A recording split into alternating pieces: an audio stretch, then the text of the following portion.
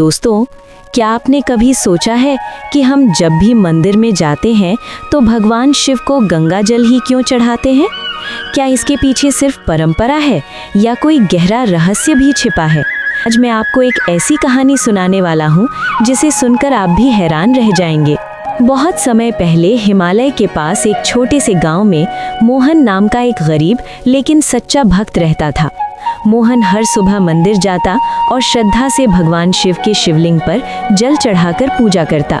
एक दिन उसने देखा कि मंदिर में आने वाले सभी लोग दूर दूर से लाया हुआ गंगा नदी का जल ही चढ़ा रहे हैं। मोहन के मन में सवाल उठा, भगवान को तो सब कुछ मिलता है, फिर गंगा जल ही क्यों चढ़ाया जाता है? उसने कई लोगों से पूछा, लेकिन किसी के पास सही जवाब नहीं था। उस दिन मोहन ने मंदिर में खड़े होकर दिल से प्रार्थना की, भोलेनाथ, अगर आप सच में मेरे भगवान हैं तो मुझे इसका उत्तर जरूर दीजिए।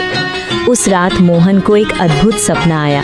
चारों तरफ तेज रोशनी फैल गई और उसके सामने स्वयं भगवान शिव प्रकट हो गए। मोहन डर गया और तुरंत उनके चरणों में गिर पड़ा।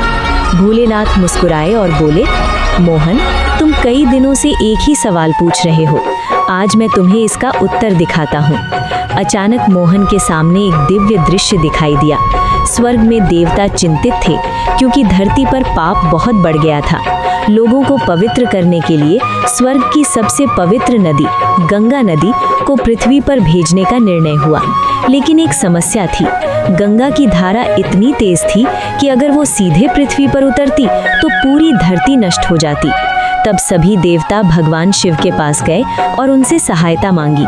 भोलेनाथ ने मुस्कुराकर कहा, मैं गंगा को अपनी जटाओं में रोक लूंगा। और फिर एक अद्भुत घटना हुई।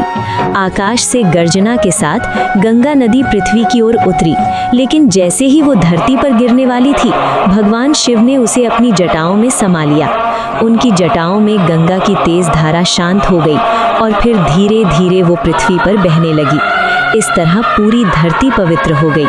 फिर भोलेनाथ ने मोहन से कहा, गंगा सिर्फ एक नदी नहीं है, ये पवित्रता और मोक्ष का प्रतीक है। जब कोई भक्त मुझे गंगा जल चढ़ाता है तो वो अपने मन के पाप, दुख और अहंकार मेरे चरणों में समर्पित करता है। इसीलिए गंगा जल मुझे सबसे प्रिय है। इतना कहकर भगवान शिव अदृश्य हो गए। सुबह जब मोहन की आंख खुली तो उसकी आंखों में खुशी के आंसू थे। अब उसे समझ आ गया था, गंगा जल सिर्फ पानी नहीं है, ये श्रद्धा, पवित्रता और भगवान की कृपा का प्रतीक है। अगर आपकी भी भगवान शिव में सच्ची श्रद्धा है तो कमेंट में लिखिए हर हर महादेव।